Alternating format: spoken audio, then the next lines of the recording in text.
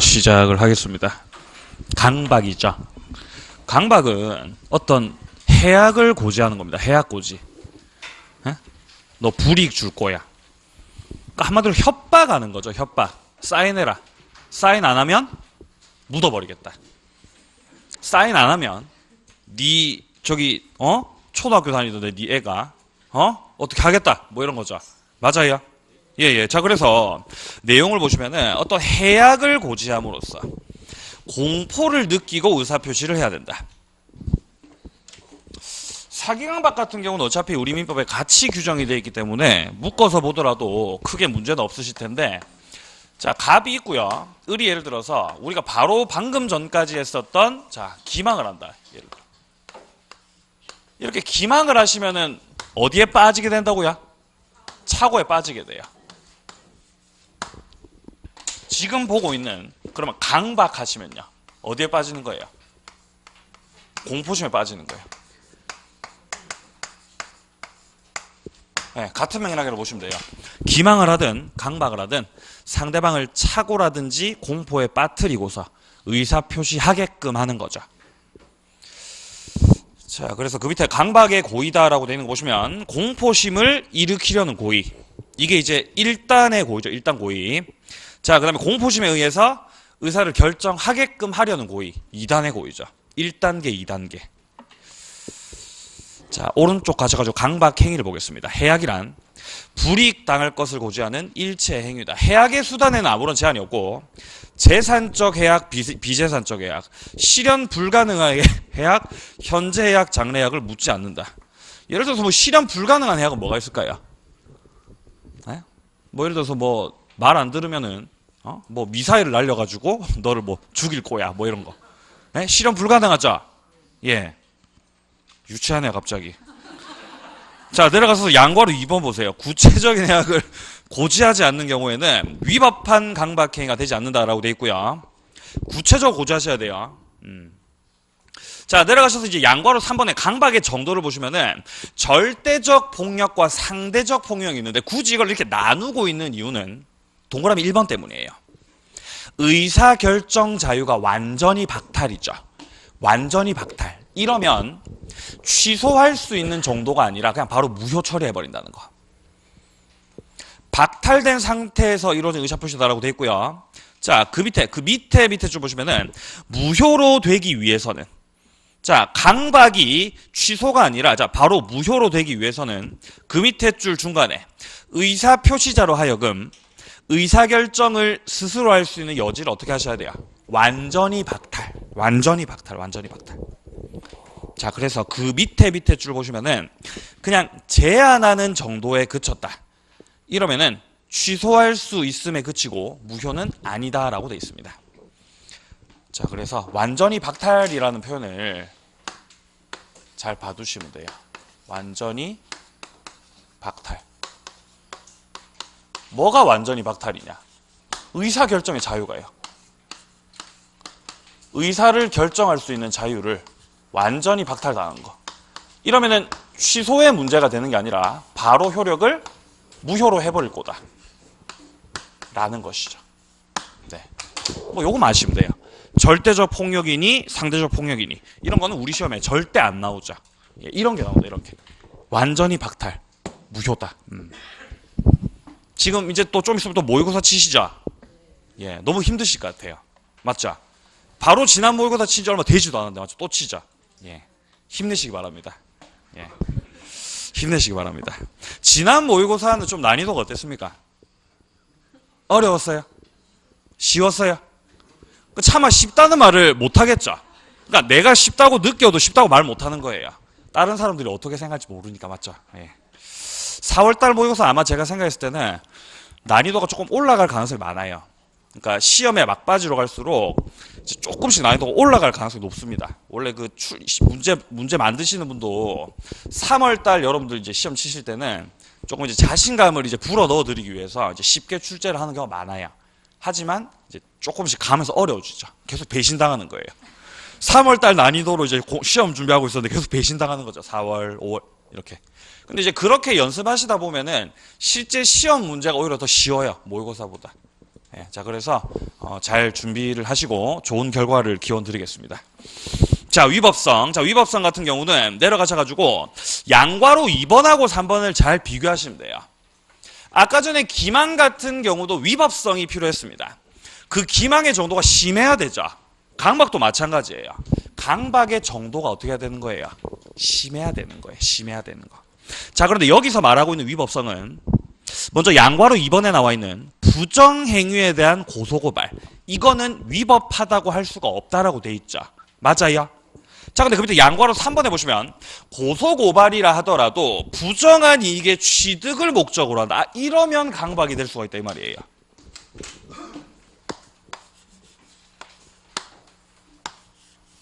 예를 들어서 이분이 뭐 기자예요. 기자입니다. 기자. 예. 자, 이분이 예를 들어서 무슨 뭐 어디 기업의 무슨 뭐 회장님이에요. 회장님. 가서 물어보는 거예요. 아니 선생님 탈세하셨죠? 탈세. 선생님 탈세하셨죠? 뭐라고 대답하겠어요? 안 했다 그러겠죠? 안 했는데요? 아 선생님 여기 증거가 있는데요. 증거 딱 들이밀었어요. 그럼 어떻게 해야 돼요? 네, 사실 했습니다 라고 하겠죠. 자, 여기서 선생님 탈세하셨으니까 제가 이거 고소하겠습니다. 제가 이거 고소고발하겠습니다. 이거는 위법하다 위법하지 않다. 이건 위법성이 없는 거예요. 뭔가 부정행위에 대해서 고소고발을 하겠다라는 거는 위법성이 없는 거죠. 근데 만약에 선생님 탈세하셨네요? 탈세하셨네요? 제가 고소고발을 할 거예요? 안 할 거예요? 안 할 거예요. 고소고발 안 할 테니까 선생님 10억만요. 선생님 10억만요. 10억만. 이러면 위법한 거 위법한 거 아니에요. 이러면 위법한 거죠. 이러면 위법성이 있는 것이다. 자, 그래서 고소고발을 한다라는 이 자체는 문제가 될 게 전혀 없지만 이거를 돈을 뜯으려고 이용을 한다면 이러면 위법성이 있는 것이다 라는 정도 맥락을 보시면 되겠습니다. 자, 요까지 이제 강박을 살펴봤고요. 내려가셔서 이제 네모 3번에 보시면은 제3자의 사기 강박이죠. 제3자 사기 강박. 여기서 주로 나옵니다. 여기서 나오게 돼 있어요. 제3자 사기 강박은요. 네. 제3자 사기 강박. 사기나 강박을 제3자가 하신 거죠. 예. 자, 예를 들어 A라고 하는 사람이 을을 예를 들어서 기망해요. 야, 저기 평창 가니까 평창 가보니까 땅이 있더라. 땅이. 강호동이 땅 샀다던데 거기 옆에 땅이더라. 거기 사면은 무조건 오른다. 사야 된다 이거. 사야 된다라는 거예요. 야, 사야 된다 이거. 사야 된다. 사야 돼. 사야 돼. 그러면 을이 야 그럼 네가 사라. 네가 사면 되지 왜? 의심스럽거든요. 나 돈이 없잖아. 돈이 없잖아. 그러니까 내가 여기 소개시켜 줄 테니까 소개료 10%만 목적물 가액의 10%만 소개료로 주고 내가 소개해 줄게. 이거 무조건 온다. 사야 된다 라고 해가지고 산 거예요. 가만히 농사 짓고 계셨던 분하고. 예? 그 땅에서 뭐 계셨다? 농사 가만히 짓고 계셨던 분이죠. 이렇게 계약 체결된 거예요. 이렇게 된 거죠. 자, 이랬을 때 오른다 안 오른다? 안 오르는 거예요. 그 땅이랑은 아무 상관이 없는 땅인 거예요. 완전 망했죠. 예. 자, 그럼 이때 을이 야, 나 이거 기망당했으니까 나 취소할 거야. 나 이거 취소할래요, 선생님. 되겠어요, 안 되겠어요? 안 되는 거예요. 갑은 알아요, 몰라요? 몰라요. 갑은 모른다고요. 나 그냥 가만히 이러고 있었는데 네가 와서 산 거잖아요. 맞아요? 그래 놓고 네가 사기당해 놓고 취소하겠다고? 안 되는 거죠. 단 상대방이 어떻게 하셨으면 상대방이 알았거나 알 수가 있었다면 이때는 뭐 하실 수 있겠다? 취소가 가능하다 이 말이에요. 이게 다죠. 이게 다예요. 제3자 사행강박. 여기서 갑이 알았거나 알 수 있었다라는 거는 이 두 분이서 뭐 하신 거? 예, 짝짝쿵 하신 거예요. 어떻게 이렇게 제 마음을 잘 하시죠? 맞아요. 짝짝쿵. 예? 여기서 지난번에 짝짝꿍이라고 하셨던 것 같아요. 알아보니까 짝짝쿵이에요. 짝짝쿵. 예, 이 두 분이서 짝짝쿵 하셔가지고 이렇게 기망하신 거죠. 취소가 가능한 거죠. 이런 경우라면요. 이거는 뭐 기망이 됐든 강박이 됐든 똑같습니다. 자, 오른쪽 가셔가지고요. 상대방이 있는 의사표시 먼저 보시면, 자, 동그라미 1번에 제3자가 사기나 강박을 행한 경우에는 상대방이 그 사실을 모르고 무과실인 경우에 취소할 수 없다라고 되어 있습니다. 이거를 반대 해석하면, 악의 과실을 반대로 해석을 하면은 모르고 뭐예요? 무과실이죠. 예, 그쵸. 선이 무과실이라면 취소가 된다, 안 된다? 예, 요거 말하는 거죠. 자, 두 번째. 2번. 상대방이 제3자 사기 사실을 알았거나 알 수 있었을 때 한해서 취소할 수 있다. 자, 내려가서 3번 봅니다. 직원의 사기는 제3자 사기다. 자, 만약에 갑이 농사 짓는 분으로 위장을 하셔가지고 알고 봤더니 무슨 기획부동산 사장님이에요. 이분이. 기획부동산 사장님. 이 사장이 직원을 보냈던 거예요. 직원이 사기치죠? 예. 자, 이분도 제3자 될 수 있다, 될 수 없다. 될 수가 있다라는 겁니다. 직원도 제3자의 사기다. 자, 내려가셔가지고 4번에 보시면 피해자는 제3자에게 손해배상 청구하기 위해서 계약을 취소할 필요가 없다라고 돼 있어요. 자, 이게 무슨 말이냐? 현재의 을 같은 경우는 어쨌든 간에 A로부터 기망을 당하셨기 때문에 불법을 원인으로 한 손해배상 청구가 가능합니다. 자, 그리고 만약에 갑이 알았거나 알 수 있었던 상황이다라고 한다면 갑에 대해서 뭐 알 수 있고 취소권도 행사를 할 수가 있고요. 이 두 가지를 다 들고 있는 거예요, 을이요.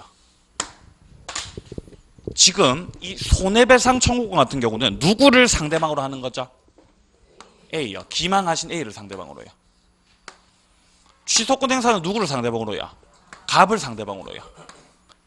자, 그렇기 때문에 따로따로 존재를 하는 것이고 선택적으로 행사하시면 돼요. 선택적으로.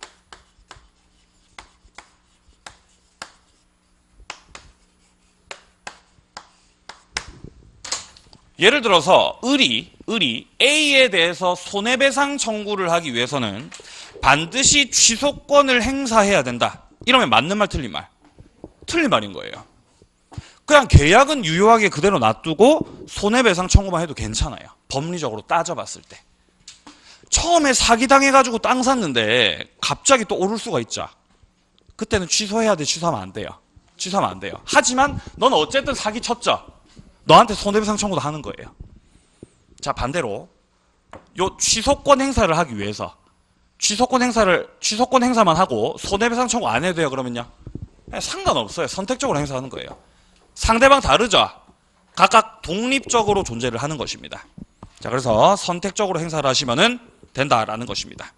자, 그래서 우리 시험에 주로 나오게 되는 거는 동그라미 4번에서 파란 색깔 부분에 보시면요. 피해자가 제3자를 상대로 손해배상 청구를 하기 위해서 반드시 계약 자체를 취소할 필요가 없다라는 점. 왜 그렇다? 당사자가 다르니까요. 손해배상 청구권의 상대방과 취소권 행사의 상대방 다르죠? 예. 다른 거예요, 다른 거. 자, 내려가서 2번 봅니다. 만약에 대리인이 사기나 강박을 치셨다. 이러면 좀 달라지죠. 자, 요따 좀 쓰겠습니다. 자, A가 제3자가 아니라 뭐다? 대리인이라는 거예요.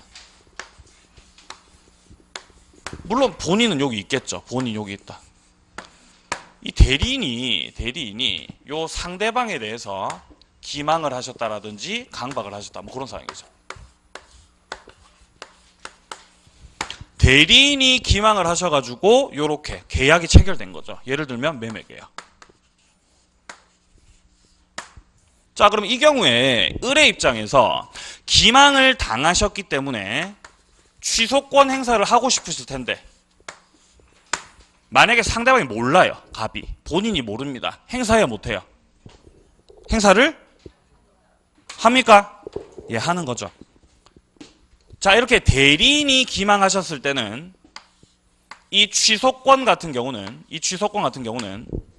본인이 알았든 몰랐든 본인의 선악을 불문합니다. 자, 이렇게 선악을 불문하는 그 취지는 대리인이 기망하셨다라는 건 본인이 기망한 거랑 동급 취급한다. 즉 그놈이 그놈이라는 거죠. 이거를 당사자 지위라고 표현합니다. 당사자 지위. 대리인은 당사자 지위에 선다. 대리인은 뭔 지위에 선다고요? 당사자 지위에 선다. 우리 책에서는 이렇게 표현하고 있어요. 동그라미 1번에. 상대방과 동일시할 수 있는 자. 뭐다? 한통속이다. 한통속. 예, 한통속 이 표현 참 좋네요. 자, 이 두 분이서 뭐다? 한통속, 한통속. 이 두 분이서 한통속이기 때문에 대리인이 기망을 때렸는데 네가 모른다라는 거 그거 말 안 된다는 거예요. 특히나 네가 몰랐다 하더라도 그때도 난 취소하겠다라는 거죠. 맞아요? 예. 자, 그래서 A가 직원이냐, A가 제3자냐, A가 대리인이냐에 따라서 취소권 행사할 수 있는 그 상황 자체가 달라지는 겁니다. 만약에 제3자가 사기강박 하셨다면 상대방이 알았거나 알 수 있었을 경우에만 취소권 행사가 가능한데, 만약에 대리인이 사기강박을 하셨다면 그런 거 필요 없다. 언제나 취소권 행사 되는 거예요. 다르죠? 네. 그래서 아까 전에 이 직원이 뭐라고 나왔던 거예요? 우리 책에서 제3자다라고 돼 있는 거예요. 그러니까 이 갑 같은 경우도 예를 들어 기획부동산 사장님이라면은 직원을 보내실 때, 기망하시려고 직원 보내실 때 직원으로 보내셔야 되는 거지 대리인으로 보내시면 돼요, 안 돼요? 그럼 안 되는 거예요. 만약에 사장님이 직원으로 보냈다. 그러면 직원이 기망하자. 그러면 이분이 지금 야, 너 알았잖아 라고 이분이 입증하셔야 되죠. 그럼 어떻게 해야 돼요? 몰랐다고 잡아 뗄 수가 있는 거예요. 만약에 근데 직원을 어떻게 대리인으로 보내셔가지고 대리인이 기망하시죠. 이러면 네가 알든 모르든 어떻게 하는 거예요? 취소권 행사해버리는 거예요. 따라서 기획부동산 하시면서 직원 보내실 때 대리인으로 보내야 된다, 직원으로 보내야 된다? 예, 직원으로 보내셔야 돼. 잡아 뗄 수가 있죠. 맞아요? 예. 자, 내려가셔가지고 기획 확인합니다. 기획. 취소권자 병은, 지금 책에서는 병이라 되어 있네요. 취소권자 병은 본인 갑의 대리인 사기강박 사실을 알았거나 알 수 있었을 경우뿐만 아니라 본인이 선이 무과실이라 하더라도 취소할 수가 있다. 한통속, 당사자 지위를 기억을 해주시면 되겠습니다. 자, 여기까지 이제 제3자 사기강박 살펴봤고요. 뒤로 가서 이제 마무리할게요. 넘기셔가지고 이번에 제3자 관계를 보시면은 상대적 취소다라고 돼 있는데, 이 상대적 취소의 뜻은 선의 제3자가 보호받는 취소죠. 자, 그래서 그 밑에 양괄호 2번에서 1번하고 2번에 보시면은 취소 전 거래한 양수인, 취소 후 거래한 양수인 필요 없어요. 다 보호받습니다. 선의 제3자는 다 보호받는다. 그래서 3번에 말 쓰고 있네요. 취소 전에 있었던, 취소 후에 있었던 가릴 필요 없이 취소 사실을 몰랐던 모든 제3자에게 취소로서 대항할 수 없다. 즉 제3자가 보호를 받는다라는 것입니다. 자, 내려가셔가지고요. 적용 범위 및 관련 문제 1번 소송 그리고 공법행위 적용 당연히 안 되고요. 이건 비통, 착사강 다 마찬가지입니다. 자, 그다음 2번에 착오가 기망으로 인한 경우다. 그러면은 선택적 행사를 하는 거죠. 착오를 가지고 취소하시든 아니면은 사기를 가지고 취소를 하시든. 자, 그리고 내려가셔가지고 3번에 보시면요. 기망으로 하자 있는 물건을 모르고 매수하셨다. 자, 이러면은 사기를 가지고 취소하실 수도 있고 담보 책임을 물을 수도 있다. 여기서 지금 물건이기 때문에 지금 이 하자 담보 책임이라고 하는 거는 권리의 하자예요? 물건의 하자예요? 이거 물건의 하자죠. 물건의 하자. 역시 선택적 주장입니다. 자, 4번에 보시면 이제 불법행위 책임과의 관계다라고 되어 있습니다. 오른쪽 가셔가지고 동그라미 2번 확인합니다. 취소의 효과로 생기는 부당이득 반환 청구권과 불법행위로 인한 손해배상 청구권 같은 경우는 그 밑에 줄에 어떻게 행사? 선택해서 행사하시는 거다. 어쨌든 취소권 행사를 하게 되면 소급해서 무효되는 거죠. 그러면 다 돌려받을 수가 있습니다. 그리고 손해배상 청구권 같은 경우는 요 진짜 선택해서 행사를 한다는 것이죠. 취소권과 어떤 거를 예, 손해배상 청구권 어떻게 선택해서. 그러면 지금 동그라미 2번에서 말을 하고 있는 거는 당사자가 같은 경우예요. 사기친 놈한테 뭐 하는 거예요? 취소권 행사를 하는 상황이에요. 근데 아까 전에 제3자가 사기 강박하셨을 때는 달랐죠. 그때 같은 경우는 그 밑에 양괄호 2번에서 셋째 줄과 중간에 보시면은 피해자가 제3자를 상대로 손해배상 청구하기 위해서 반드시 취소할 필요는 없다라고 하는 거. 좀 구분을 해두시면 되겠습니다. 자, 여기까지 사기 강박 마무리를 하고요. 의사표시 파트 주요 내용은 끝이 났습니다. 그 밑에 나와 있는 비통착사강 있죠. 마지막을 한 번 더 보고 넘어가도록 하겠습니다.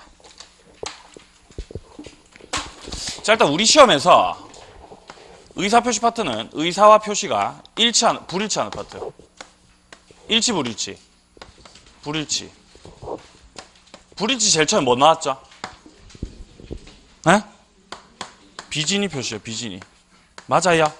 그 다음에 통정어의 표시. 그 다음에 오늘 첫 시간에 봤었던 차고. 비진이 표시 같은 경우는 의사표시 불일치 아는 거, 모르는 거? 아는 거. 통정은요? 둘 다 아는 거죠? 자, 어쨌든 비진이가 됐든 통정이 됐든 의사표시 불일치를 안다. 차고는 안다, 모른다?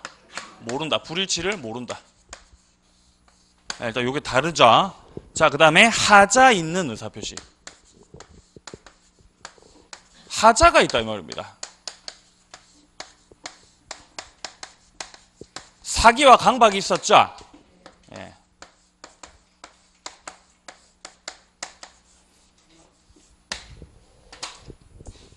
의사표시 이거 일치 불일치. 일치다 불일치다. 일치 맞아요? 예, 의사표시 일치다 이거. 예, 의사표시 일치. 의사표시가 일치하는 것이다. 자, 그리고 여기서 이 착사강 있죠, 착사강. 요 착사강에 해당될 때 뭐 할 수 있어요? 예, 취소권 행사.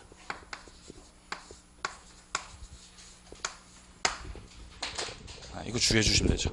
특히 차고 같은 경우는 뭐 절대 모를 리가 없죠. 왜 그렇습니까? 치읓이니까요. 맞아요. 태어날 때부터 취소. 예. 갑자기 그게 생각나요. 여러분들 학개론 때 그거 하죠. 이 탄력 비탄력 하죠. 맞아요. 예? 탄력 비탄력 할 때 이게 있으면은 이게 탄력이잖아요. 맞죠? 이게 탄력 맞아요? 맞나? 그리고 이게 비탄력이잖아요. 맞아요.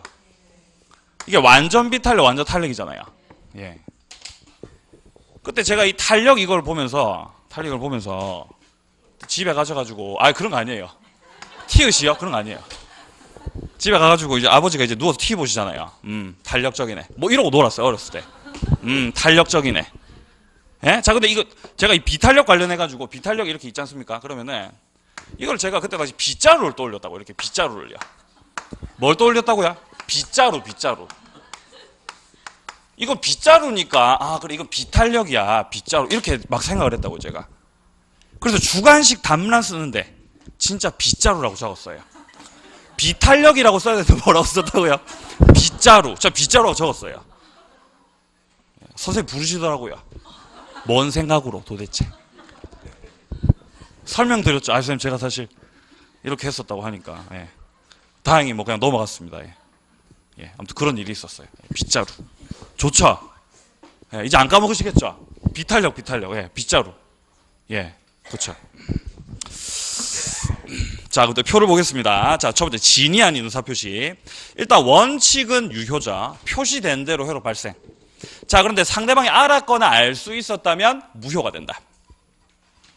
허위 표시 무효다. 그냥 무효다. 자, 그리고 차고 중요 부분에 차고이어야 되고 중대한 과실 없어야 되고 일단 유효지만 뭐 할 수 있다. 취소할 수가 있다. 사기 강박도 사기를 당하셨다. 강박을 당하셨다. 그러면 위법하다면 뭐 하실 수 있다. 네, 취소할 수 있다. 그래서 일단 요 착사강 요 세 가지가 취소와 관련된 문제이고, 자, 지금 세 번째 칸, 네 번째 칸이 취소와 관련된 문제이고, 그 다음에 첫 번째 칸에 나와 있는 비진위 표시, 그 다음에 통정 허위 표시, 착오, 이 세 가지가 의사 표시의 불일치다. 예. 사기 강박은 일치다, 일치. 그리고 이것들의 최종 공통점은 선의의 제3자에게 대항할 수 없다. 선의의 제3자에게 대항할 수 없다가 다 공통이죠. 그리고 소송행위, 공법행위에 적용이 된다, 안 된다? 안 된다. 역시 다 공통행위. 자, 그래서 이 의사표시 파트의 공통은 일단 선의의 제3자에게 대항이 안 된다. 선의의 제3자에게 대항할 수가 없다라는 거. 비통착사강 다 마찬가지다. 자, 그리고 소송행위, 공법행위. 자, 조금 더 추가를 하자면은 가족법상 행위, 가족법상 행위. 여기에는 적용이 안 돼요. 다 마찬가지예요. 네, 이렇게 해서 의사표시 파트를 마무리 짓도록 하겠습니다. 실제 우리가 처음에 여기를 접했을 때는 어렵다라고 생각하셨을 수도 있겠지만 지금 막상 해보니까 별로 안 어렵죠. 자, 뒷페이지로 갑니다. 효력 발생. 자, 효력 발생 같은 경우는 우리 민법 같은 경우는 도달주의를 취하고 있다. 도달주의. 뭔가 우편이 날아가는 거예요. 우편이 날아간다. 우편을 날리는 게 뭐죠? 발송. 예, 발송이든 발신이든 다 똑같습니다. 처음에 발신되고. 그 이제 배달이 되죠. 그게 뭐예요? 도달이다. 예를 들어서 우편이 도착했는데 가족들이 수령하셨어요. 가족들이 대신해서 수령을 해주셨습니다. 도달된 거예요? 아니, 도달된 거예요. 아버지 지금 출장 가셨네. 아버지 출장 가셔가지고 한 달 뒤에, 자, 도달은 예를 들어서 3월 1일자로 되고, 아버지가 출장 갔다 돌아오셔가지고 이거 읽으신 거, 요지하신 거, 이게 4월 1일입니다. 요지라고 하는 거는 봉투 뜯어가지고 어떻게 읽어보신 거. 읽음. 이게 요지죠. 자, 그래서 우리 민법에서는 요지한 때가 아니라, 발신한 때가 아니라 이렇게 딱 도달이 됐을 때 어떻게? 의사표시의 효력입니다. 자, 그래서 먼저 원칙의 도달주의 확인합니다. 상대방이 있는 의사표시 같은 경우는 도달한 때부터 효력이 생긴다. 자, 그러면 도달이라고 하는 게 뭐냐? 동그라미 1번에 나와 있죠. 객관적으로 알 수 있는 상태에 놓여 있는 거. 그러니까 예를 들면은 밥상을 차리는 거예요. 밥상을요. 그럼 그 밥상을 차렸는데 그걸 먹든 말든, 밥을 먹었든지 안 먹었든지 좌우지간 차린 거죠. 그런 게 이를테면 도달인 거예요. 예. 얘가 적절치 못했습니다. 자, 내려갑니다. 동그라미 3번. 의사표시를 상대방이 수령 거절하셨죠. 도달이에요. 수령 거절했다라는 거는 지금 우체부 아저씨가 오셨어요. 우체부 아저씨 오셨어요. 수령을 어떻게 해요? 거절. 안 받겠다. 나 수령 안 받습니다. 자, 이렇게 수령 거절하셨다라고 해도 객관적으로 알 수 있는 상태에 놓여 있었죠. 도달이에요. 수령 거절도 도달이다. 네. 잔소리도 뭐다? 잔소리 안 들어도 뭐다? 도달이다. 잔소리 듣기 싫어서 귀 틀어막죠? 맞아요? 그래도 도달된 거예요? 도달된 거예요. 계속 잔소리 하죠? 저한테 계속 잔소리해요. 어머니가요. 야, 담배 좀 끊어라. 네? 전화 만약에 걸죠? 그러면은 제가 뭔가 이렇게 볼 일이 있어서 전화하지 않습니까? 그럼 제가 할 말은 한 2분 정도밖에 안 돼요. 나머지 한 10분 이상은 싹 다 잔소리예요. 끊을 수가 없어요. 잔소리 좀 하지 마세요. 하지만 멈출 수 없죠. 계속 하는 거예요. 계속이요. 귀 막아요. 안 들어요. 도달된 거예요. 도달된 거예요. 도달된. 이런 게 도달이죠. 자, 오른쪽 가셔가지고 양과로 2번에 도달전 사고다. 의사표시 발신 후에 표의자가 사망하시거나 돌아가신 거죠. 아니면은 제한 능력자가 되었다. 머리가 좀 아프시게 됐죠. 예, 그렇다 하더라도 아무런 영향을 미치지 않는다. 발신 후에 제한 능력자가 됐다는 거는 발신 후에 미성년자가 될 리는 없죠. 그러니까 뭔 거예요? 이를테면은 피성년 후견인이나 피한정 후견 된 거죠. 그러니까 어디가 아프시게 된 거예요? 머리가 좀 아프시게 된 거죠. 예, 미치신 거죠. 한마디로. 자, 그러니까 그렇게 된다 하더라도 영향을 미친다 안 미친다? 미치지 않는다라는 거예요. 일단 보내셨으면, 네, 즉 유효다. 유효. 자, 그리고 내려가셔가지고 양과로 3번에 보시면 철회 여부가 나와 있다. 도달 후에는 철회할 수가 없다. 바꿔 말해서 도달 전이라면 철회가 된다. 예, 도달 전이면 철회된다. 도달 후에는 철회할 수가 없다. 자, 내려가시고 양과로 4번 봅니다. 도달과 관련된 입증 책임. 동그라미 1번에 등기라든가 내용 증명 같은 경우는 발송되고 반송이 안 되면 도달된 거예요. 도달된 거죠. 받았다라는 사인 받습니까? 네, 사인 받아요. 사인 받아요. 그리고 카톡 날라오지 않습니까? 그 도착이 됐다고 이렇게 날라오지 않나요? 안 날라오나요? 안 보내십니까? 등기 같은 거. 예. 자, 2번에 보통우편이다. 보통우편 같은 경우는 뭐 반송되지 않았다라고 해서 무조건 도달됐다고 볼 수가 없죠. 만약에 뭐 걔가 물어갔을 수도 있지 않습니까? 예, 그렇다라고 해도 사인 받아요, 안 받아요, 이거? 사인 안 받죠, 이거. 예, 그러니까 도달된 것으로 추정되지 않죠. 보통우편 같은 경우는. 자, 그리고 그 밑에 심화학습의 1번만 잠깐 확인합니다. 531조 보시면 격지자 간의 계약 같은 경우는 승낙을 어떻게 하셨을 때? 발송하셨을 때. 격승발이죠. 네. 까먹지 마세요. 계약법이 중요한 내용이죠. 자, 그다음 내려가서 이제 네모 2번에 보시면 의사표시 수령 능력 나와 있는데 의에서 둘째 줄 봅니다. 우리 민법에서는 모든 제한 능력자를 뭘로 규정한다? 수령 무능력자로 규정하고 있어요. 즉 제한 능력자다라고 한다면은 의사표시 수령을 받는 거예요, 못 받는 거예요? 못 받는 거예요. 제한 능력자라면요. 예를 들어서 미성년자예요. 미성년자. 자, 갑이라고 하는 사람이 미성년자 을에 대해서 의사표시를 보냈습니다. 이걸 미성년자에게 도달이 됐습니다. 그 의사표시가. 갑이 보낸 의사표시가. 자, 그렇다 하더라도 얘는 수령을 한다고요, 못 한다고요? 아, 수령 못 한다고요. 따라서 상대방이 여기에 대해서 야, 너 도달됐잖아 라고 도달 주장을 한다, 못 한다? 못 한다라는 거죠. 도달 주장 못 하신다. 단 반대로 미성년자가 상대방한테 아니 선생님 저 도달됐습니다 라고 도달 주장하는 거, 이건 될까요? 이건 돼요. 미성년자가 반대로 도달 주장하는 것은 가능하다. 자, 다시 한번. 미성년자는 수령 능력자, 무능력자, 수령 무능력자. 따라서 물리적으로 도달됐다 하더라도 상대방은 도달 주장을 못한다. 단 미성년자가 제한 능력자가 아, 도달됐습니다 라고 주장하는 거, 요거는 가능하다. 자, 그리고 추가적으로 미성년자 뒤에는 이제 부모님이 계시는 거죠. 이거를 법률 용어로 법정 대리인. 자, 이 법정 대리인이 미성년자에게 현재 의사표시가 도달됐다라는 거를 법정 대리인이 안 후라면, 법정 대리인이 알게 된 후라면 상대방은 이제 주장이 됩니까?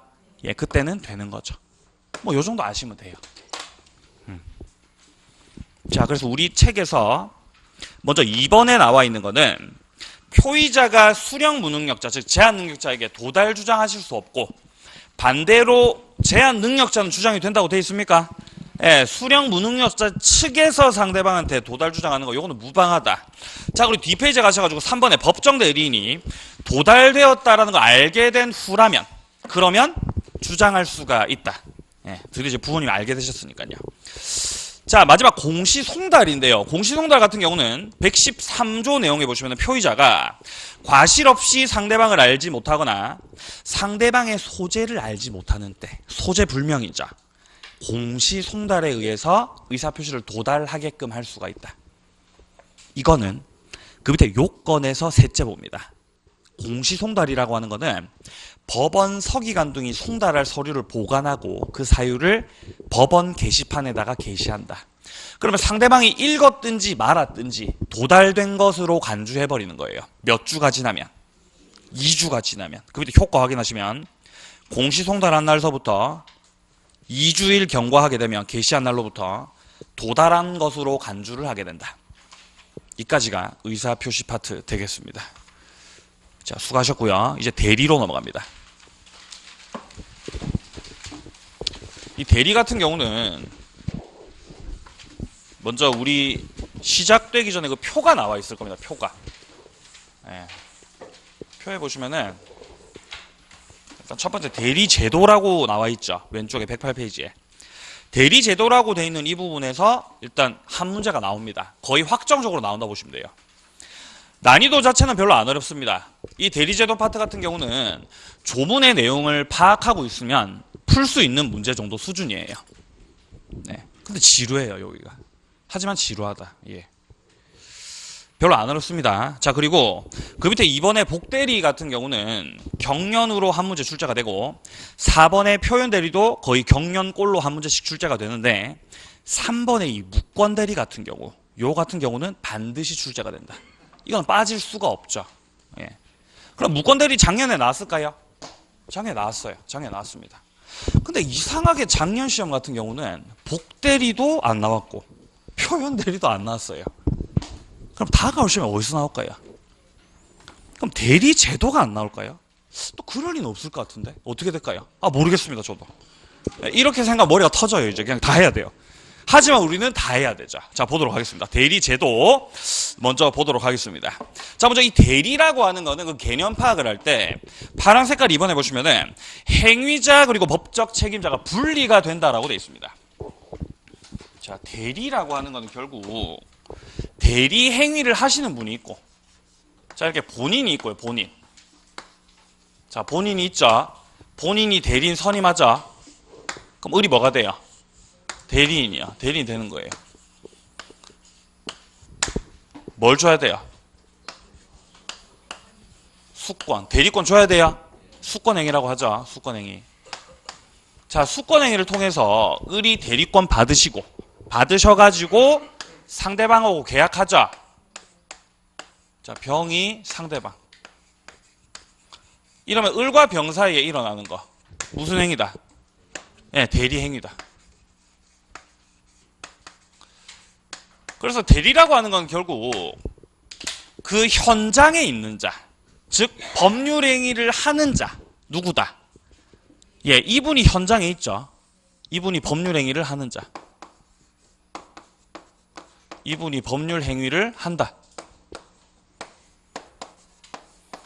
자, 하지만 이 대리 행위, 계약으로 인한 효과 귀속은 누가? 본인이 받으시는 거, 효과 귀속. 이분에게 효과가 귀속이 된다. 이게 이제 대리 되겠습니다. 그래서 법률 행위를 하시는 분과 효과를 귀속받으시는 분이 분리돼 있죠.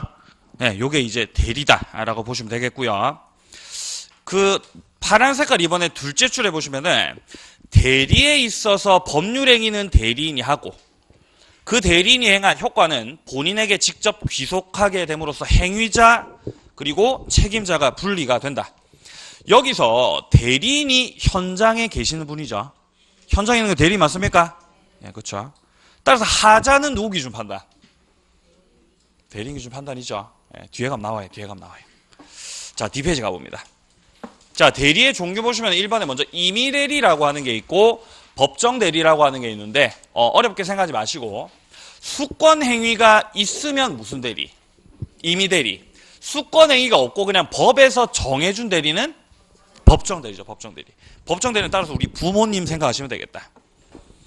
자, 그래서 첫째 줄에 임의대리는 수권행위에 의해서 대리권 주어지는 거. 그 밑에 줄에 법정대리 같은 경우는 본인의 의사와는 무관하게 법률의 규정에 의해서 대리권이 부여되는 거를 말을 합니다. 자, 근데 2번 같은 경우는 능동대리 그리고 수동대리죠. 능동대리라고 하는 거는 하는 대리. 한다. 그러면 수동은요? 받는 대리. 자, 그래서 우리 책에서는 첫째 줄에 능동대리는 의사표시를 표현하는 대리다라고 되어 있고요.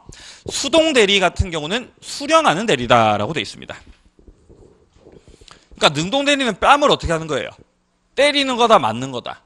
때리는 거죠. 수동은요? 맞는 거죠. 네. 자, 내려가서 3번 봅니다. 유권대리, 무권대리. 대리권 유무에 따라서 대리권 가지고 있으면 유권이고 안 가지고 있으면은 무권대리가 되겠습니다. 여기서 이 무권대리가 조금 비중이 대단히 높은 파트다라고 보시면 되겠습니다. 유권대리가 우리 시험에 나올까요? 당연히 안 나오겠죠. 당연히 무권대리가 나오겠죠. 예. 의사표시 일치가 나와요? 불일치가 나와요? 우리 시험에? 불일치가 나오는 거죠. 하자가 있는 게 나와요? 없는 게 나와요? 당연히 있는 게 나오죠. 예, 그렇죠. 자, 내려서 사자. 예. 사자 같은 경우는 뭐다? 심부름꾼. 의사결정 해요, 안 해요? 안 해요. 의사결정 안 합니다. 요것만 구분해 주시면 되죠. 자, 그리고 이제 뒤로 가셔가지고 대리권 봅니다. 대리권. 자, 112페이지 보시면 대리권이다라고 되어 있는데, 대리권 같은 경우는 대리행위 할 수 있는 권한을 말을 하는 것이죠. 권리는 아니다 그랬습니다. 권리가 아니라 뭐다? 권한이다. 권한. 내려가서 2번 수권행위. 대리권을 수여하는 행위다. 자, 수권행위 같은 경우는 양괄호 1번에 단독행위예요. 요것도. 수권행위도 단독행위다. 2번에 불효식 행위다. 불효식 행위다. 반드시 서면으로 할 필요가 없고 구두로 하셔도 된다. 말로만 하셔도 된다라는 거죠. 예. 맞아요. 말로만 하셔도 된다.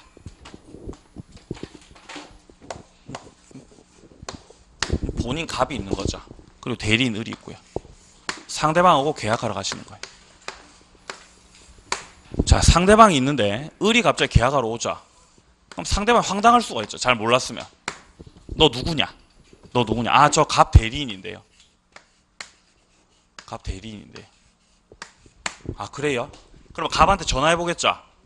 야, 지금 을이 찾아왔는데 을이 네 대리인 맞냐? 라고 전화해보겠죠.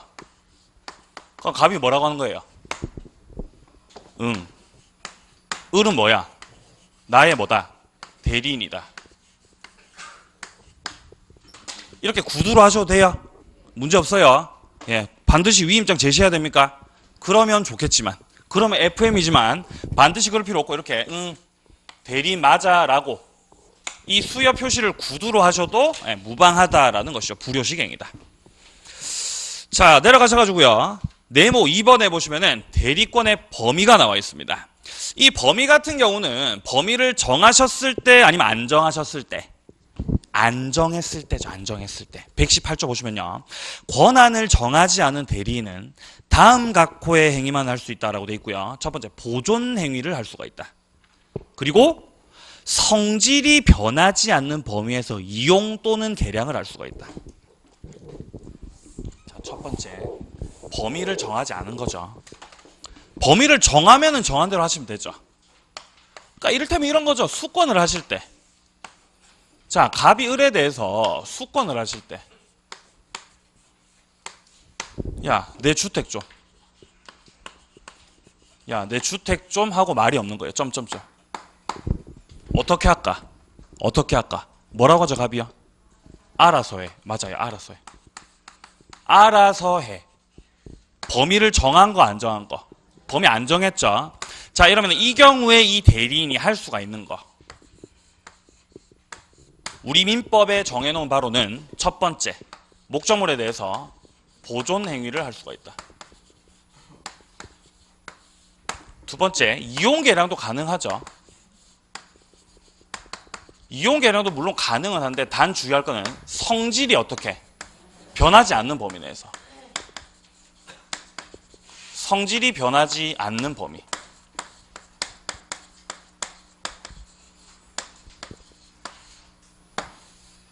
그리고 마지막으로 처분행위는 안 된다. 처분행위는 애초에 할 수가 없다. 네, 책을 함께 보면서 어떤 내용들이 나와 있는지 보도록 하겠습니다. 자, 먼저 우리 책 오른쪽에 보시면은 보존 행위가 먼저 나오고 있죠. 재산의 현상을 유지하는 행위다. 예를 봅니다. 가옥의 수선.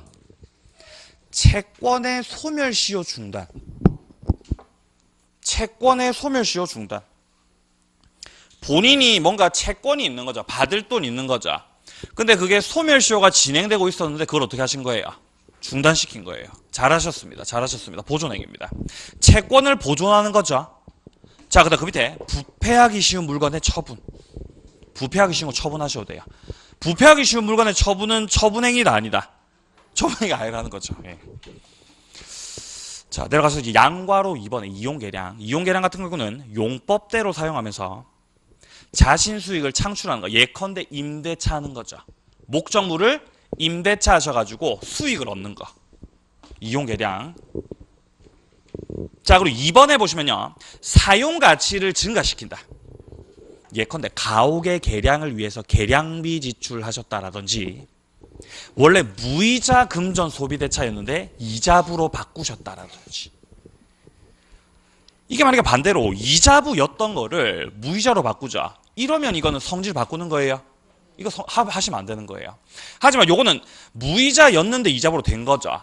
이런 거는 그 수익을 늘린 측면, 본인에게 이익이 되는 측면이 있기 때문에 괜찮습니다. 자, 그 다음에 3번에 보시면 이러한 이용계량 같은 경우는 그 밑에 줄 성질이 변하지 않는 범위 내에서만. 자, 그래서 예컨대 오른쪽 예금을 주식으로 바꾼다. 은행 예금을 인출해서 개인한테 빌려줘버렸다. 논을 밭으로 바꿔버렸다. 이런 것들은 성질이 변한다. 하시면은 안 된다라는 것이죠. 자, 그 밑에 3번 봅니다. 판례에 따르면 토지 매각 대리권 수요 같은 경우는 중도금 잔금 수령하고요. 이전 등기 해줄 권한까지 싹 다 포함입니다. 자, 그리고 동그라미 2번입니다. 매매 계약에 있어서 포괄적 대리권을 수여받았다. 그러면은 대금 지급 기일을 어떻게 하실 권한까지? 연기해 주실 권한까지도 있어요. 연기해 줄 수 있다. 밀어줄 수 있는 거죠. 유예. 같은 맥락에서 3번에 보시면은 소비대차 계약의 대리권은 기한 연기하고 이자 잔대금 수령할 권한을 포함을 한다라는 것이죠. 자, 그 다음에 처분과 관련해서 봅니다. 그 밑에 사례 보세요. 저당권 설정, 전세권 설정, 채무 면제. 받을 돈 있었는데 그 채무를 어떻게 시켜주는 거예요? 면제시켜줘 버리는 거죠. 그럼 채권이 없어지죠. 처분인 거예요. 채권을 다른 사람한테 양도해버린다. 미쳤습니다. 예. 계약의 해제, 계약 끝내는 거죠. 건물을 철거해버린다. 이런 것들 싹 다 처분행위다. 자, 그래서 먼저 동그라미 1번에 나와 있는 대여금의 영수 권한만을 위임받았다. 대리인한테 가서 네가 돈을 좀 받으라는 거죠. 빌려준 돈 어떻게? 받으라고요. 에? 빌려준 돈 어떻게 하라고요? 받으라고요. 가서 돈 받으라고요. 야, 가서 돈 받아라. 갑이 본인이에요. 대리인 시킵니다. 야, 가서 뭐 해라? 돈 받아라. 돈 받아라. 돈 받으러 가요. 돈 받으러 가요. 돈 받으러 가요. 가서 뭐 해주는 거예요? 너의 채무를 내가 어떻게 해주겠다? 면제해주겠다. 미쳤습니다. 채무 면제. 이런 거 하시면 돼요? 안 돼요? 안 돼요. 채무 면제는 뭐니까? 처분행위니까요. 처분. 안 된다. 자, 계속 보겠습니다. 한 장 넘어가 봅니다. 자, 이번에 보시면 담보권 설정 계약을 체결할 권한을 수여받았다. 자, 이렇다 하더라도 해제할 권한까지 있다고 볼 수는 없다. 해제할 권한까지 있다고 볼 수는 없다. 자, 요 정도 보시고요. 이제 이 다음 제안서부터는 잠깐 또 쉬었다가 이어나가도록 하겠습니다.